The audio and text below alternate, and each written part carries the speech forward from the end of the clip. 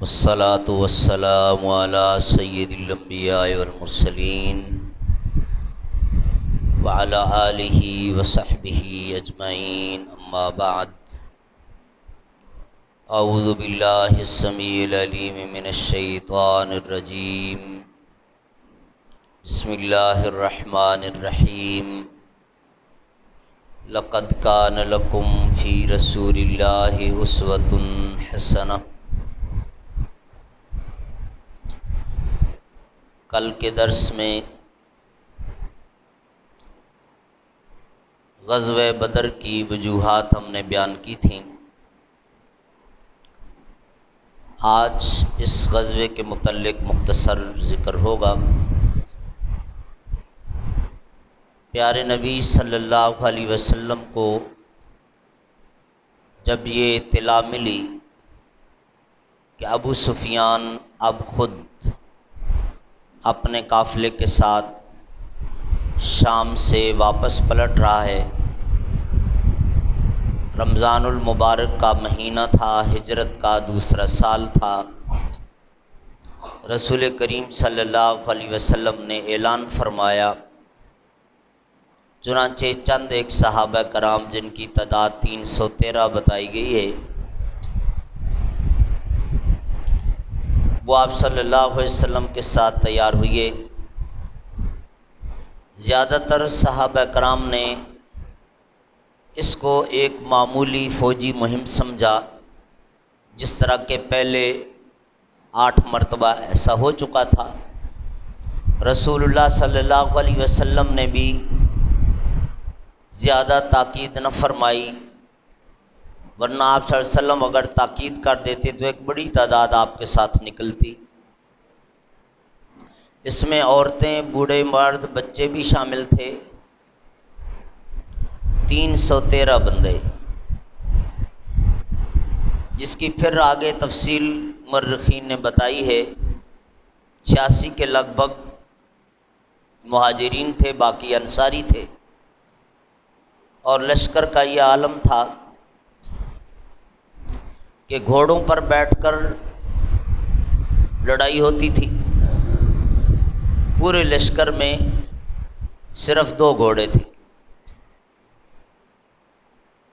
صرف 2 گھوڑے تھے۔ رسول کریم صلی اللہ علیہ وسلم تقریباً 12 رمضان المبارک کو مدینہ سے نکلے۔ حضرت عبداللہ ابن ام مکتوم نابینا صحابی تھے، ان کو آپ صلی اللہ علیہ وسلم نے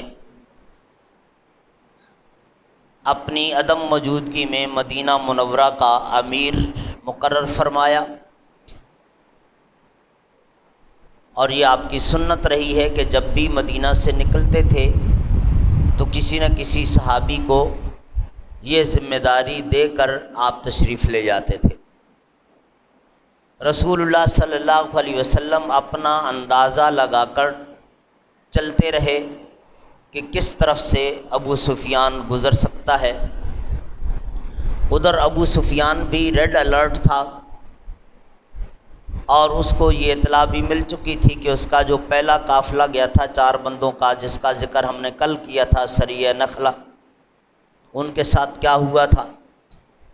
اور پہلے چونکہ خود یہ کئی مرتبہ ایسی حرکتیں کر چکے تھے، تو ان کو پتہ تھا کہ بھی ہمارے ساتھ بھی ایسا ہو سکتا ہے۔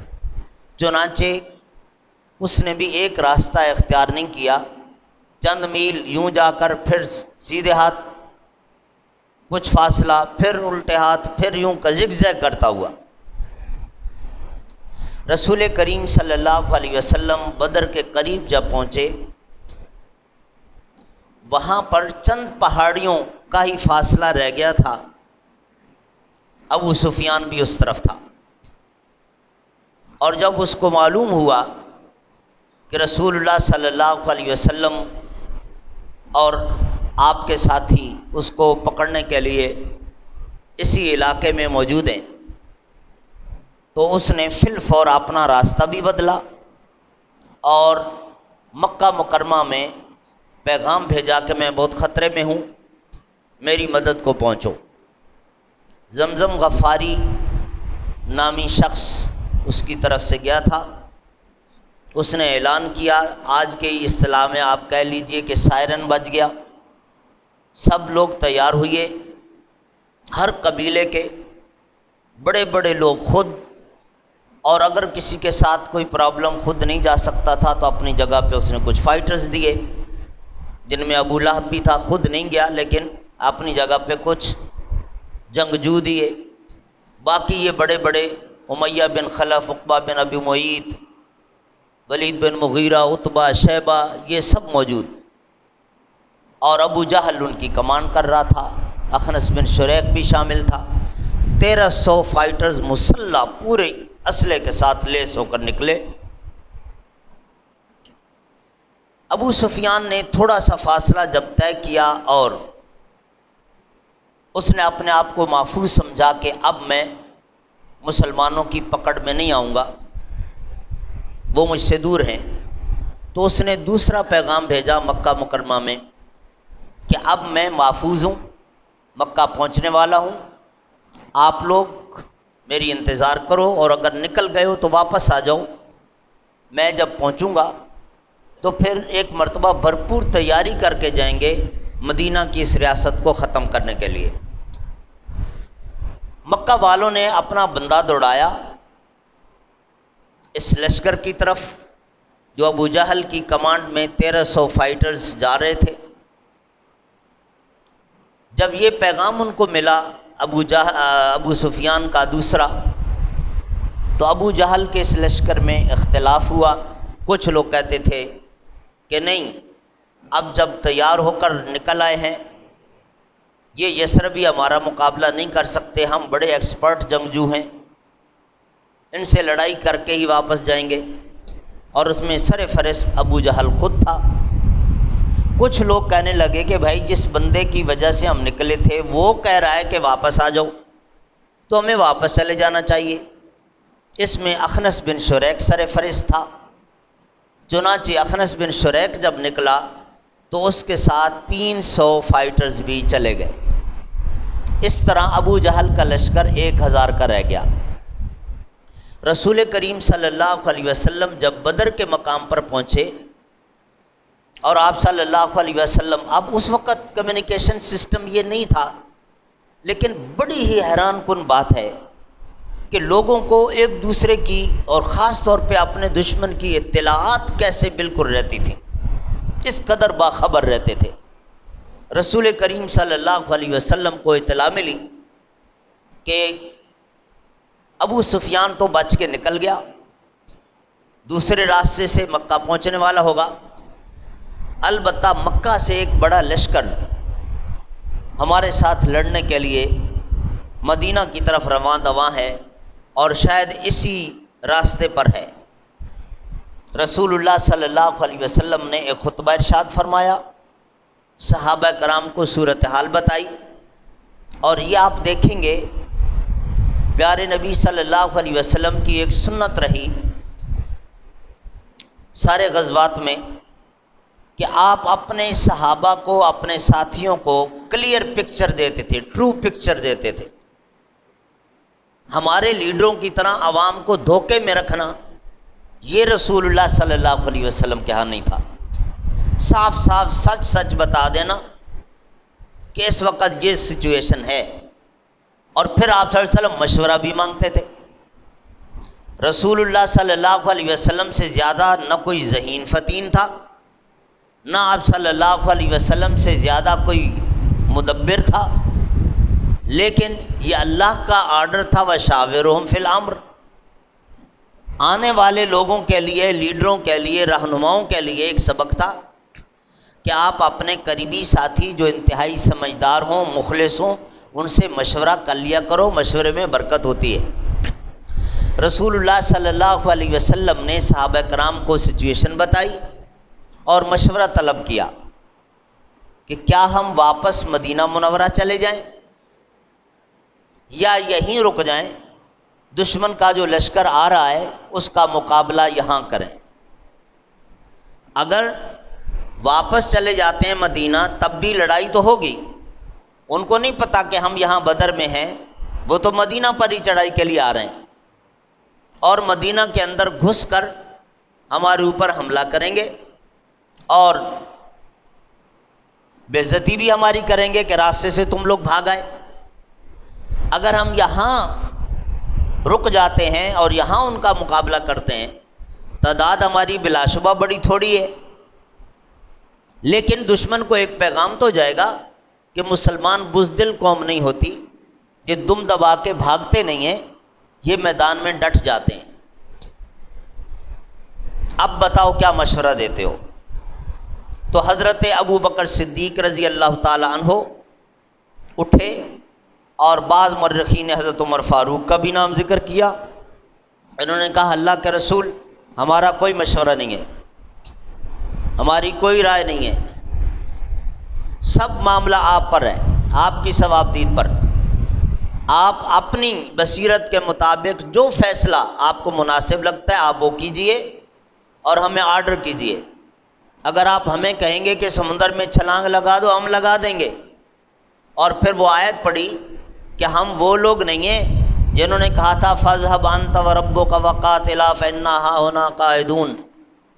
بنی اسرائیل کا ذکر کیا، قوم موسیٰ کا، کہ جب موسیٰ علیہ السلام کو اللہ تعالیٰ کی طرف سے آرڈر ملا تھا کہ اپنا لشکر لے کر جاؤ، اپنی قوم لے کر جاؤ فلاں علاقے میں، تمہاری ان کے ساتھ لڑائی ضرور ہوگی لیکن اللہ تعالیٰ تمہیں فتح بھی دے گا، وہاں آباد ہو جانا، اللہ تعالیٰ تمہیں بڑی دولت سے بھی نوازے گا۔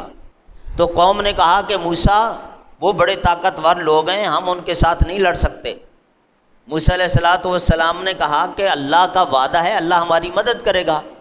تو کہنے لگے اللہ ہماری مدد کیوں کرتا ہے، جاؤ نا آپ اور آپ کا رب خود جا کے لڑ لے، ہم نہیں جانے والے۔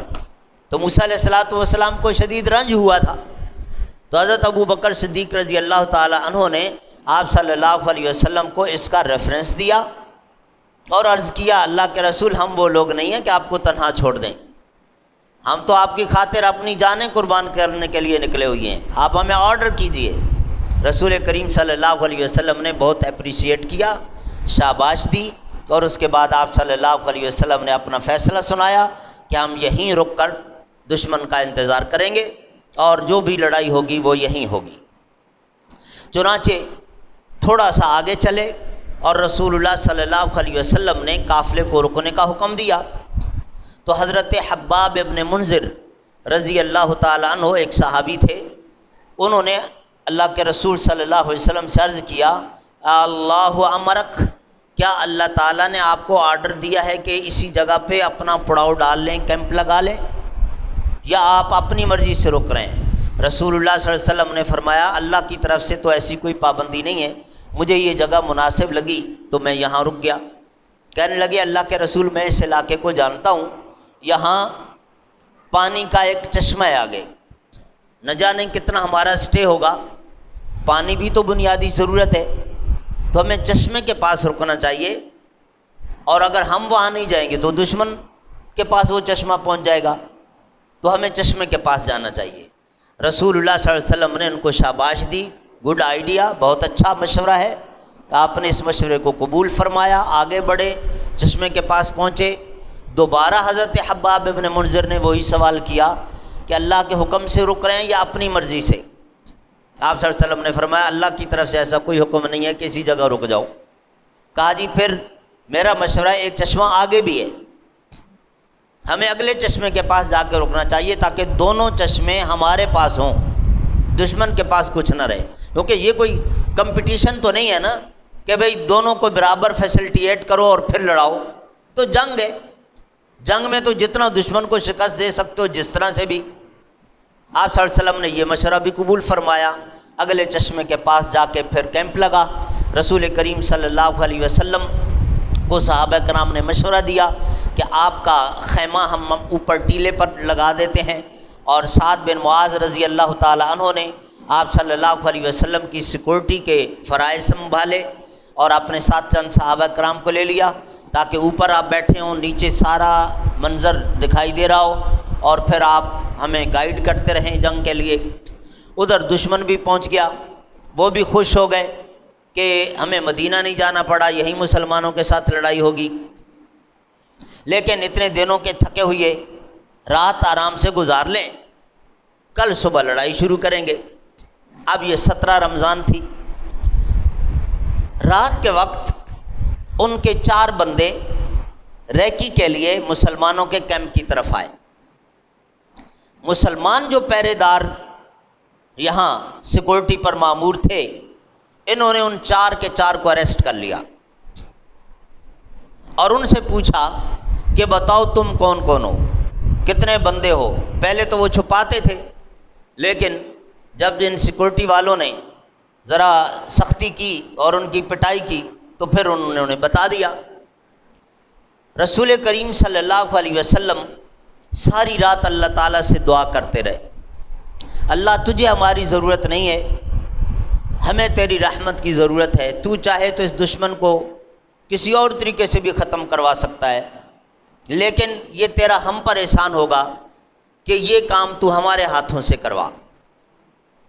اور یہی ہمیں سمجھنا چاہیے، یہی نیت اور جذبہ رکھنا چاہیے، یہی دعا کرنی چاہیے ہر نیکی کرتے وقت کہ اگر ہم نہیں کریں گے اللہ کسی اور سے کروا لے گا۔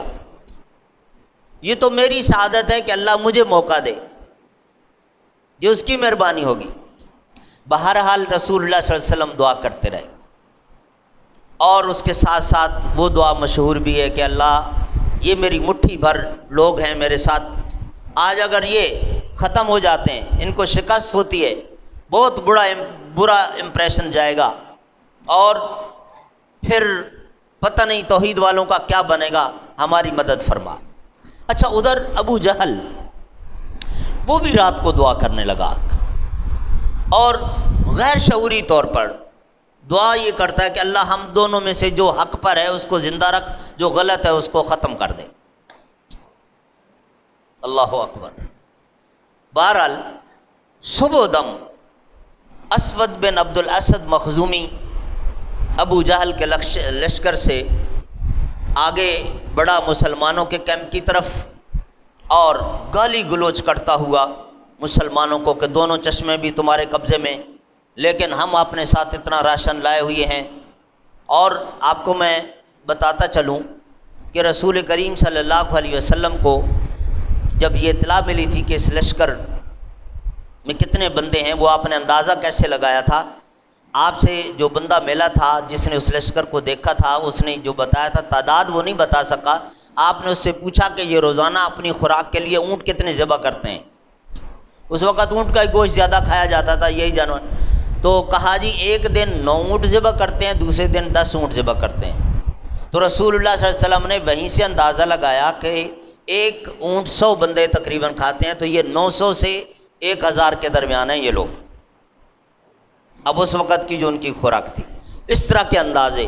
بہرحال رسول کریم صلی اللہ علیہ وسلم کے لشکر سے حضرت حمزہ رضی اللہ تعالی عنہ آگے بڑھے اور اسود بن عبد الاسد مخزومی کو گھیرے میں لے لیا اور اس کو قتل کر دیا۔ یوں غزوہ بدر کا پہلا جو قتل ہوا وہ اسود بن عبد الاسد مخزومی ہے، ابو جہل کا تھا۔ وہ 4 بندے ان کے قیدی تھے جو رات کو آئے تھے۔ ابو جہل اپنے ساتھیوں سے کہنے لگا کہ رات کو 4 بندے گئے، وہ واپس نہیں آئے، یہ صبح اسود گیا، یہ واپس نہیں آیا، اب جنگ شروع کرو، انتظار نہ کرو۔ اس کے ساتھیوں نے مشورہ دیا کہ ہم بڑے ایکسپرٹ جنگجو ہیں، ہم 1 to 1 کر کے دو بدو کر کے لڑائی لڑیں گے، چھوٹے چھوٹے گروپس کی صورت میں۔ اس نے کہا ایسا کر لو۔ تو پہلے اس کے 3 بندے عتبہ، شیبہ اور ولید جو عتبہ کا بیٹا تھا، یہ 3 بندے نکلے۔ ادھر سے مہاجرین میں سے حضرت علی رضی اللہ تعالی عنہ اور ان کے ساتھی نکلے، لیکن انہوں نے کہا نہیں،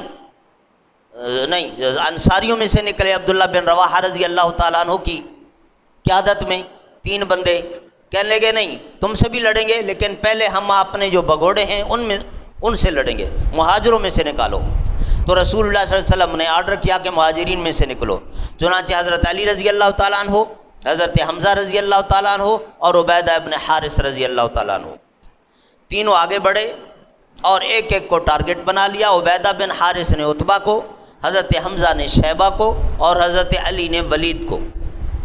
اب لڑائی ان کی آپس میں جاری ہے، بہت تھوڑی ہی دیر میں حضرت حمزہ اور حضرت علی نے اپنے اپنے ٹارگٹ کو گرا لیا، لیکن حضرت عبیدہ پر عتبہ بھاری رہا اور اس نے بری طرح حضرت عبیدہ بن حارث کو زخمی کر دیا ہوا تھا۔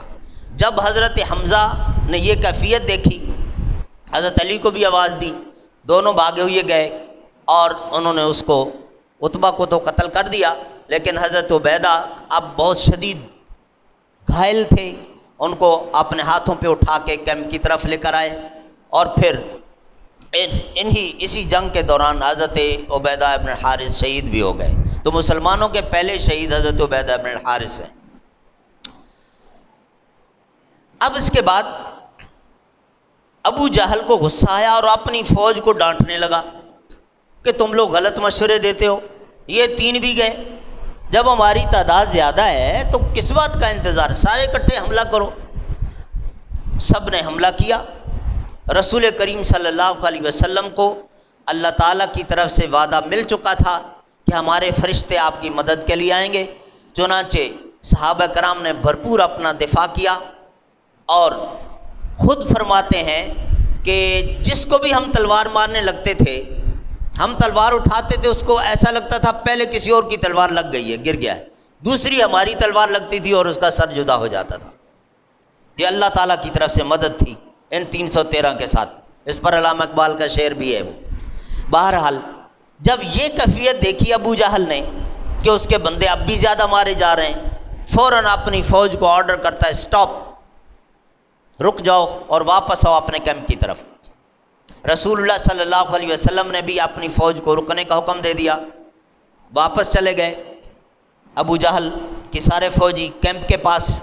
اب رسول اللہ صلی اللہ علیہ وسلم انتظار میں تھے کہ یہ نیا کیا طریقہ اپناتا ہے، پھر اس کے مطابق ہم اپنا بنائیں گے لایا عمل۔ بات ذرا لمبی ہو رہی ہے لیکن انشاءاللہ اس غزوے کو مکمل کریں گے، 10 منٹ آپ اور مزید انتظار کر لیں۔ رسول کریم صلی اللہ علیہ وسلم نے جب دیکھا کہ وہ اپنی فوج کی لائنیں بنا رہا ہے، ادھر آپ صلی اللہ علیہ وسلم نے بھی اپنی فوج کو لائن میں کھڑا کرنے کی، جب لائنز بنی تو یہاں سے اب ابو جہل کے مرڈر کا واقعہ شروع ہو جاتا ہے۔ حضرت عبد الرحمن بن عوف رضی اللہ تعالی عنہ کی سٹیٹمنٹ، لیکن ان سے پہلے میں آپ کو ایک اور واقعہ سناتا چلوں۔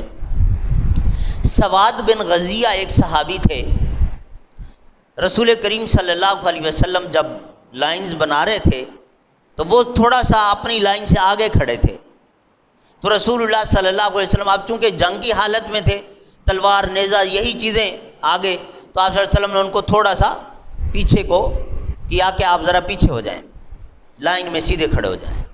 حضرت سواد بن غزیہ نے اس کو ایک بہانہ بنا لیا اور کہا اللہ کے رسول آپ نے مجھے تکلیف پہنچائی ہے، مجھے تو آپ سے بدلہ چاہیے، مجھے آپ کے نیزے سے پیٹ میں تکلیف ہوئی ہے، مجھے بدلہ چاہیے۔ رسول اللہ صلی اللہ علیہ وسلم نے فرمایا بدلہ لے لو۔ کہا جی آپ کرتا اٹھائیں گے؟ تو میری چادر اٹھی ہوئی تھی جب آپ کا نیزہ مجھے لگا تھا۔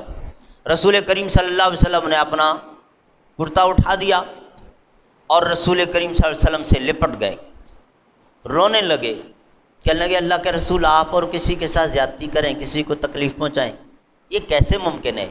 میں نے تو یہ بہانہ اس لیے بنایا کہ سامنے موت نظر آ رہی ہے، جانے سے پہلے رسول اللہ صلی اللہ علیہ وسلم کے جسم مبارک کو چومنے کی سعادت مل جائے، جنتی بن جاؤں گا۔ رسول اللہ صلی اللہ علیہ وسلم نے فرمایا تمہارا جو بھی ارادہ، لیکن ہم نے تو اپنے آپ کو بدلہ دینے کے لیے پیش کر دیا تھا۔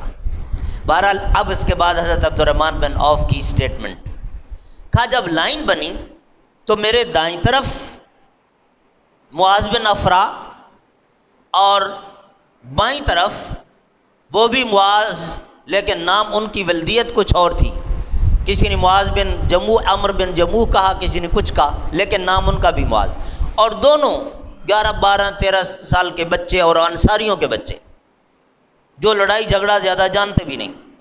کہنے اب میں دل میں سوچنے لگا کہ اگر اس طرح اب لڑائی ہوئی کہ ان کا کوئی طاقتور جنگجو آگے بڑھا اور میرے اوپر آیا تو میرا کیا بنے گا؟ اس 1 to 1 لڑائی میں ہر ایک کی خواہش ہوتی تھی کہ میرے دائیں بائیں میرے قریب کوئی اچھا طاقتور آدمی ہو کہ اگر کوئی دوسری طرف سے زبردست بندہ آ جائے تو سپورٹ ملے. اب میرا کیا بنے گا، ادھر بھی بچہ ادھر بھی بچہ. کہا یہ میں دل میں سوچ رہا تھا. ایک بچہ مجھے ادھر سے پکڑ کے کہنے لگا انکل وہ ذرا بتائیں نا ابو جہل کون ہے. کہا میں نے بچے کی طرف دیکھا، کہا بیٹا آپ کیوں پوچھتے ہو. ادھر سے دوسرے نے بچے نے کہا ہاں ذرا انکل بتائیں نا وہ ابو جہل کون ہے. کہا ٹھیک ہے مجھے نظر آیا تو میں بتاؤں گا لیکن کیوں پوچھتے ہو. کہا ہم نے سنا ہے کہ مکہ مکرمہ میں سب سے زیادہ جس نے ہمارے نبی کو تنگ کیا وہ ابو جہل ہے، اور آج یہ جو فوج ہمارے ساتھ لڑنے آئی ہے اس میں بھی وہ ابو جہل آیا ہوا ہے، تو تم کیا کرو گے. کہا اب یہ ہم سے مت پوچھیں، ہم نے قسم کھا لی ہے ہم اس وقت تک نہیں مریں گے جب تک ابو جہل کو نہ مار لیں. حضرت عبد الرحمن بن عوف کہنے لگے میرا حوصلہ بڑا تو ہے کہ ہیں تو یہ چھوٹے چھوٹے بچے، لیکن دیکھو اس نے ٹارگٹ کس کو بنایا ہوا ہے. انہوں نے ان کے چیف آف سٹاف کو، ان کے کمانڈر ان چیف کو، جو بائیڈن کو. بہرحال حضرت عبد الرحمن بن عوف کہتے ہیں میرا حوصلہ بڑا. کہا اچھا بیٹا میں تمہیں دکھاؤں گا اگر سامنے آیا.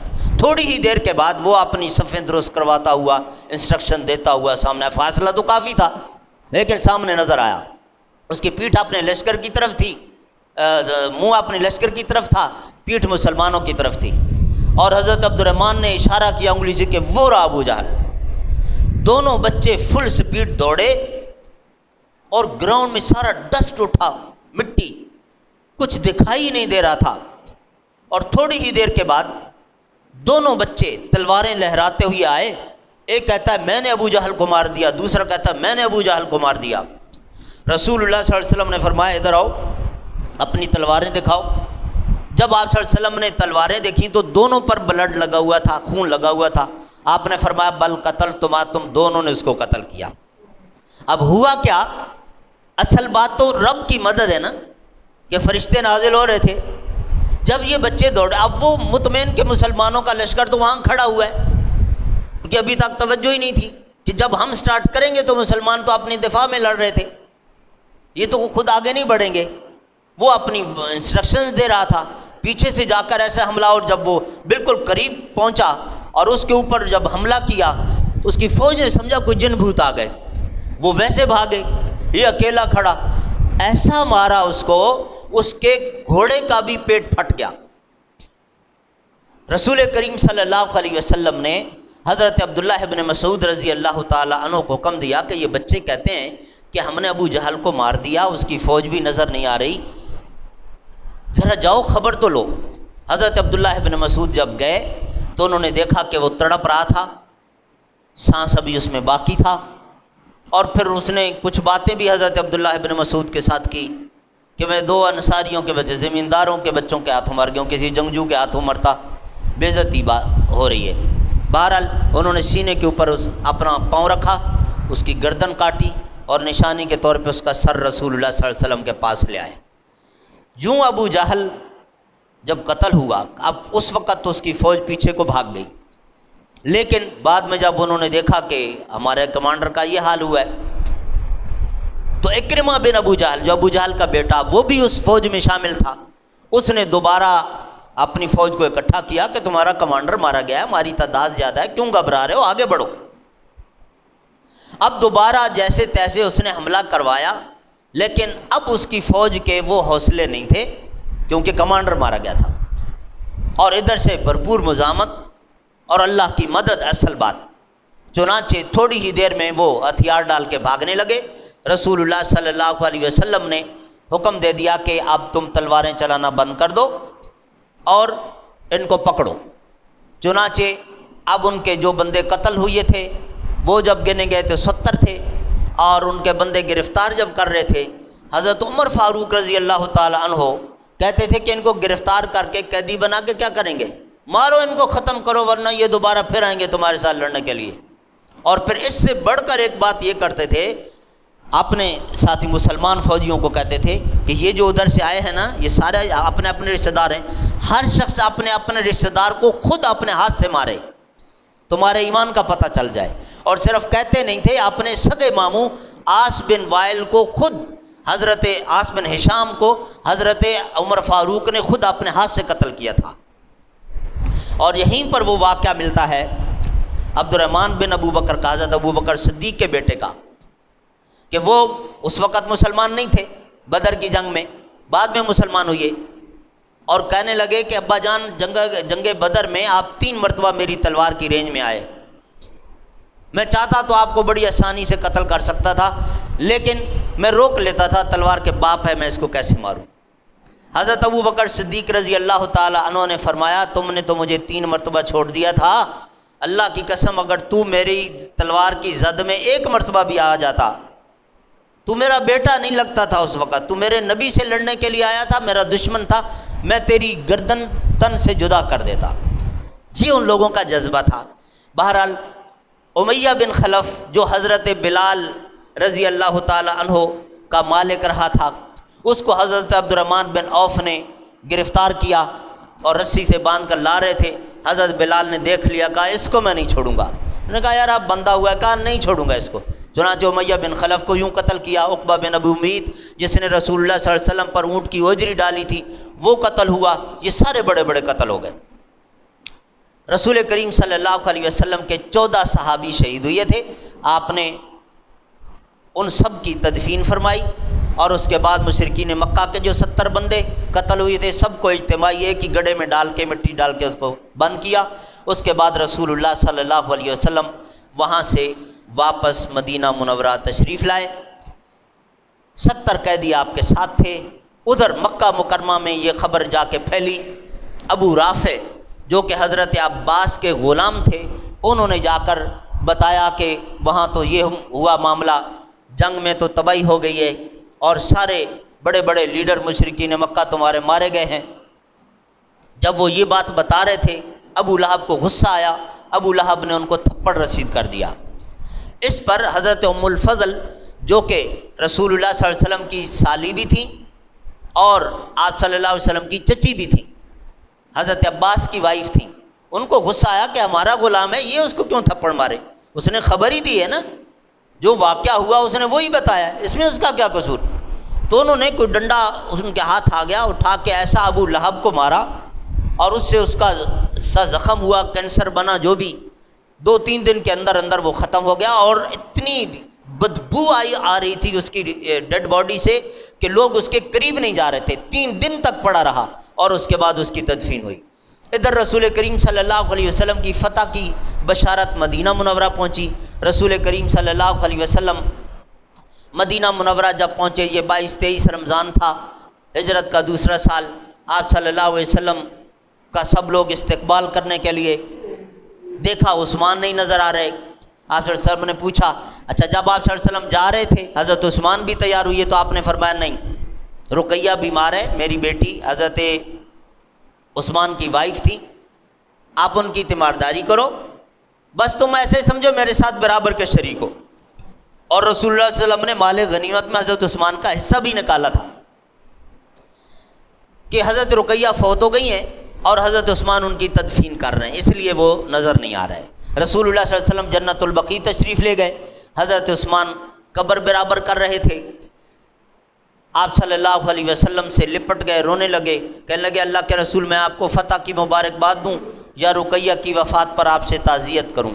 رسول اللہ صلی اللہ علیہ وسلم نے صبر کی تلقین کی، حضرت عثمان پھوٹ پھوٹ کر رونے لگ گئے، کہنے لگے اللہ کے رسول میری صرف بیوی فوت نہیں ہوئی ہے، میرا تو ایک بہت بڑا اعزاز آج ختم ہو گیا ہے، بیوی مل جائے گی، دوسری شادی ہو جائے گی، لیکن پہلے میں تھا داماد رسول، رسول اللہ کا داماد، اب وہ اعزاز ختم ہو گیا آج۔ رسول کریم صلی اللہ علیہ وسلم نے وہیں وعدہ دے دیا کہ عثمان میں اپنی بیٹی ام کلثوم کا تمہارے ساتھ نکاح کر دوں گا۔ اب یہ بات سمجھنے کی ہے، ذرا ہم اپنے آپ کو بھی دیکھیں، ایک بچی کا رشتہ دیا، اگر وہ فیملی دوسرا رشتہ مانگے اور تو اور وہی بچی منع کرتی ہے کہ نہیں ان کو رشتہ نہیں دینا، ان کو دیکھ لیا یہ کوئی اچھے لوگ نہیں ہیں، وہاں حضرت عثمان گن پوائنٹ پہ لے رہے تھے دوسرا رشتہ، انہوں نے تو ابھی بات ہی نہیں کی۔ رسول اللہ صلی اللہ علیہ وسلم خود آفر کر رہے ہیں اسی لڑکے کو، اور اپنی پہلی بیٹی کی قبر پہ کھڑے ہو کر اس کا مطلب یہ ہے کہ حضرت عثمان رضی اللہ تعالیٰ عنہ نے رسول اللہ کا دل جیتا ہوا تھا، اتنا آپ کو خوش کیا ہوا تھا کہ رسول اللہ اسی لڑکے کو اپنی دوسری بیٹی دے رہے ہیں۔ آج لوگ زبانیں کھولتے ہیں، ذرا شرم نہیں آتی کہ جس کو رسول اللہ نے اپنی 2 بیٹیاں دی ہوں، خوشی سے دی ہوں، ارے وہ بھی مرتد ہو گیا، اس کے متعلق بھی الزامات، اور کس طرح پھر حضرت عثمان کو شہید کیا تھا اس پر بعد میں بات ہوگی۔ بہرحال رسول کریم صلی اللہ علیہ وسلم اس کے بعد مسجد نبی میں تشریف فرما ہوئے، اور آپ صلی اللہ علیہ وسلم نے ان قیدیوں کے متعلق مشورہ کیا صحابہ کرام سے۔ 2 رائے سامنے آئی، ایک حضرت عمر فاروق کی تھی، وہ کہنے لگے اللہ کے رسول میں نے وہاں بھی کہا تھا، ابھی بھی کہوں گا، کیا کریں گے ان کو رکھ کے، مارے ان کو ختم کریں ورنہ یہ دوبارہ آئیں گے اور ہمیں نہیں چاہیے ان سے فدیہ اور نہیں چاہیے۔ حضرت ابو بکر صدیق رضی اللہ تعالیٰ عنہ کہنے لگے اللہ کے رسول یہ ہماری اور ان کی پہلی جنگ تھی، انہوں نے دیکھ لیا ان کا کیا حشر ہوا، اور یہ جو 70 بندے ان کے باندھے ہوئے ہیں یہ بھی گویا کہ مر چکے ہیں، باندھے ہوئے ہیں، ہمارا بچہ بھی ان کی گردن اتار سکتا ہے، اگر ہم ان کو رہا کر دیں ہمارا احسان مانیں گے، ممکن ہے مسلمان ہو جائیں، مسلمان نہیں ہوں گے تو کم از کم شرم کریں گے، دوبارہ ہمارے ساتھ لڑنے کے لیے نہیں آئیں گے، اور فری میں نہ چھوڑیں، فدیہ لے لیں۔ رسول اللہ صلی اللہ علیہ وسلم کو چونکہ اس وقت تک اللہ کی طرف سے اس سلسلے میں کوئی ہدایات نہیں ملی تھی تو آپ نے مشورہ کیا، ورنہ آپ مشورہ کیوں کرتے؟ اب مشورے میں یہ رائے آپ کو زیادہ پسند آئی حضرت ابو بکر صدیق والی، اس پر آپ نے فیصلہ کیا، جو جتنا دے سکتا تھا اسے لیا، جو کچھ نہیں دے سکتا تھا اس کو انصاری صحابہ کے کھیتوں میں کام کرنے پر لگا دیا، اتنے دن کام کرو گے پھر چھوڑیں گے، جو پڑھے لکھے تھے ان کو کہا تم ہمارے بچوں کو اتنے دن لکھنا پڑھنا سکھاؤ گے پھر ہم تمہیں چھوڑیں گے۔ اور حضرت عباس رضی اللہ تعالیٰ عنہ اور ابو البختری، یہ چند لوگ ایسے تھے، آپ صلی اللہ علیہ وسلم نے پہلے سے کہا ہوا تھا صحابہ کرام کو کہ یہ میرے ساتھ نہیں لڑنا چاہتے تھے، قریش ان کو زبردستی لے کر آئے ہیں، لہٰذا ان پر تلوار نہ چلانا، ان کو آپ صلی اللہ علیہ وسلم نے ویسے ہی رہا کیا۔ اور اس کے بعد اس کے ساتھ ساتھ آپ صلی اللہ علیہ وسلم کی بیٹی حضرت زینب کے جو شوہر تھے ابو العاص، آپ صلی اللہ علیہ وسلم نے ان کو بھی اس وعدے پر رہا کیا کہ تم میری بیٹی کو آنے دو گے میرے پاس، ہجرت کر کے یہاں میرے پاس آنے دو گے، ان کو نہیں روکو گے، اس نے وعدہ کیا، اور آپ صلی اللہ علیہ وسلم نے ان کو بھی چھوڑا، لیکن بعد میں یہ بھی مسلمان ہو کر آ گئے تھے۔ بہرحال رسول کریم صلی اللہ علیہ وسلم نے ان قیدیوں کے متعلق یہ فیصلہ کیا، مگر بعد میں پھر وہ آیات نازل ہو گئیں کہ یہ فیصلہ آپ نے درست نہیں کیا، ان سارے قیدیوں کو ختم کر دینا، قتل کر دینا ہی بہتر تھا، گویا کہ حضرت عمر فاروق کی رائے کی تائید ہو گئی، لیکن بہرحال یہ فیصلہ اس وقت ہو چکا تھا۔ اس کے بعد رسول اللہ صلی اللہ علیہ وسلم پر عید کی نماز فرض ہوئی، عید الفطر، پہلے 5 نمازیں اور جمعہ فرض ہوا تھا، اب عید کی نماز فرض ہوئی، اور اس کے ساتھ ساتھ زکوٰۃ، یہ جو اس وقت نصاب کے ساتھ ہے 40واں حصہ، یہ پوری ڈیٹیل یہ اس وقت ملی، اور تیسرا حکم صدقۃ الفطر جس کو آپ فطرانہ کہتے ہیں، یہ بھی اس وقت فرض ہوا، فطرانہ فرض ہوا، پرچی فرض نہیں ہوئی جو ہمارے ہاں شروع ہو گئی تھی۔ بہرحال یہ 3 احکام نازل ہوئے، اور اس کے بعد رسول کریم صلی اللہ علیہ وسلم نے عید الفطر منائی، اور عید الفطر کے بعد رسول کریم صلی اللہ علیہ وسلم کو دوبارہ جو احکام نازل ہوئے کہ یہ جو فیصلہ قیدیوں کے متعلق کیا، ممکن ہے کہ اس کے متعلق اس معاملے میں آپ کو بھی نقصان اٹھانا پڑے، اور وہ پھر نقصان کیسے ہوا تھا غزوہ احد میں، اور غزوہ احد سے پہلے چند ایک واقعات ہیں، ان کا تذکرہ انشاءاللہ ہم کل کے درس میں کریں گے۔ اللہ رب العالمین ہم سب کو اپنے پیارے نبی سے سچی محبت نصیب فرمائے۔ سبحان ربک رب العزت عما یصفون وسلام علی المرسلین والحمد للہ رب العالمین۔